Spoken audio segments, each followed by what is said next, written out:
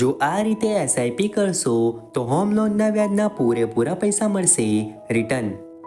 Home loan લઈને તમે પોતાના ઘરના સપનાને સાકાર કરી શકો છો, પરંતુ તમારે તેના માટે મોટું વ્યાજ ચૂકવવું પડશે.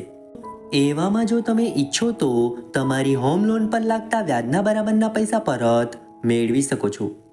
તેના માટે હોમ લોનની સાથે એસઆઈપી કરાવો.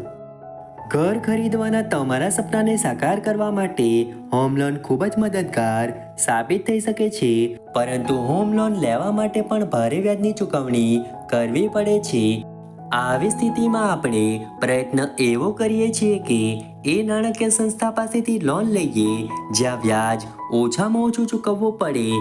એવામાં જો તમે ઈચ્છો તો તમારી હોમ લોન પર લાગતા વ્યાજના બરાબરના પૈસા પરત મેળવી શકો છો, પરંતુ તેના માટે તમારે હોમ લોનની સાથે એસઆઈપી કરાવવી પડશે. જો તમે યોગ્ય રીતે રોકાણ કરશો તો તમને તેનો લાભ ચોક્કસ મળશે. હોમ લોનના વ્યાજના બરાબરના પૈસા સરળતાથી પરત મેળવવા માટે તમારે યોગ્ય રીતે એસઆઈપી કરાવવી પડશે. એસઆઈપી દ્વારા તમે હોમ લોનના વ્યાજને ઘણા હદ સુધી ઓછું કરી શકો છો.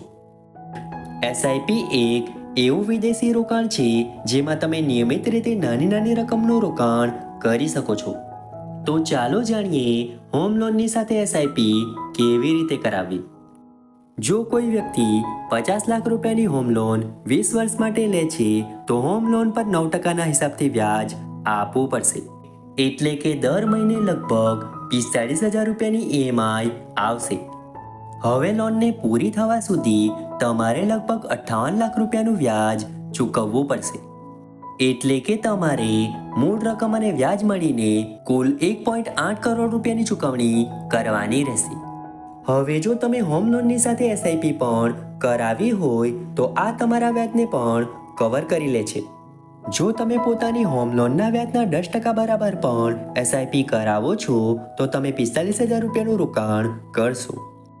આ એસઆઈપી 20 વર્ષ સુધી ચાલશે અને તમને વાર્ષિક 14 થી 15%નું રિટર્ન આપશે.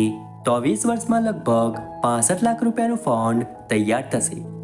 65 લાખ રૂપિયાનું ફંડ તૈયાર કરવા માટે તમારે 20 વર્ષમાં લગભગ 12 લાખ રૂપિયાનું રોકાણ કરવું પડશે અને બાકી 53 લાખ રૂપિયા તમારી વ્યાજની કમાણી હશે. આ પ્રકારના રોકાણથી તમને હોમ લોનના વ્યાજની જેટલી રકમ પરત મળી જશે તેનાથી તમને વધારે ફાયદો થશે. આ પ્રકારે રોકાણ કરવાથી તમને વધારે લાભ થશે. મિત્રો, આશા રાખીએ છીએ કે આ જાણકારી તમારા માટે ઉપયોગી સાબિત થશે. વિડીયો ગમે તો વિડીયોને લાઈક કરીને ચેનલને સબસ્ક્રાઈબ અથવા ફોલો કરવાનું ભૂલતા નહીં.